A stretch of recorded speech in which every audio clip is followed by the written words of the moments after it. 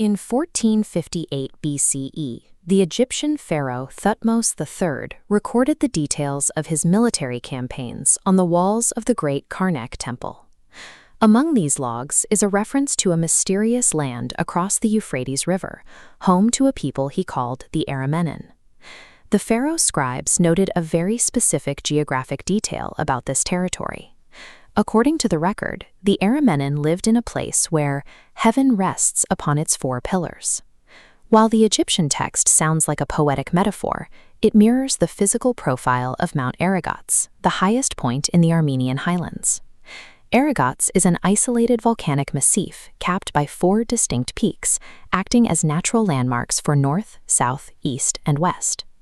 In 20th century comparative mythology, this kind of landmark is known as the axis mundi, a cosmic pillar or world tree that connects the celestial realm to the earthly world.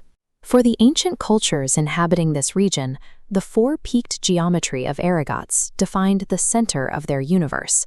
But this cosmic center was anchored in a foundation of elemental volatility. Descending from the peaks to the high-altitude pastures, the landscape is scattered with massive basalt monoliths. These are the Vishapkars, or dragon stones. Carved from single pieces of rock up to 5 meters tall, these stelae feature a specific hybrid design. Most are shaped like giant fish, yet they are draped in the carved pelts of local rams.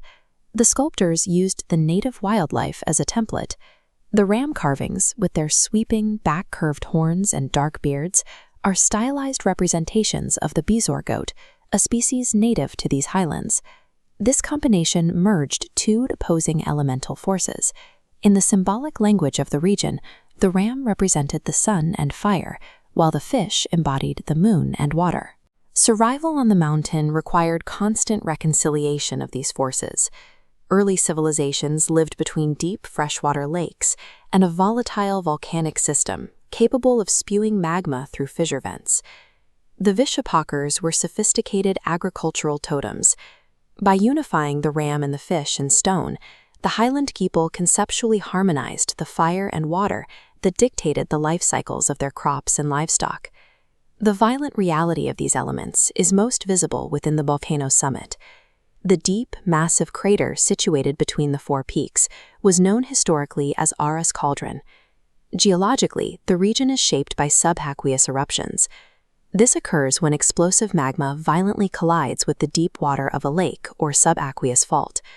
The resulting phenomena are overwhelming.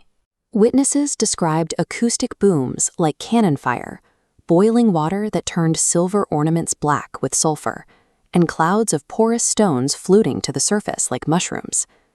This seismic activity is not limited to the peaks. It extends into the deep basins of the region, including Lake Sevan, where subaqueous faults continue to release gas emissions from the Earth's interior. Ancient Armenian folklore personified these events as the Vishap, a water dragon or serpent of the abyss. This creature was blamed for thunderous storms, whirlwinds, and the literal absorption of the sun during an eclipse. The dragon was a prehistoric attempt to categorize geological trauma.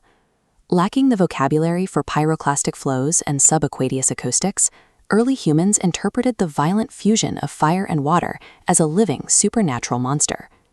This struggle between a culture hero and a chaos monster is a motif known as chaos kampf, and it appears in almost every major ancient tradition. As merchants, traders, and warriors migrated from the Armenian Highlands, they carried these stories with them, embedding native volcanic traditions into the broader folklore of the ancient world. These stories appear in the Indo-European myths of a sacred mountain where fire gods battled dragons, and in the Greek legends of heroes who traveled to the edges of the Black Sea to encounter fire-breathing monsters. These global mythological tropes function as fossilized memories.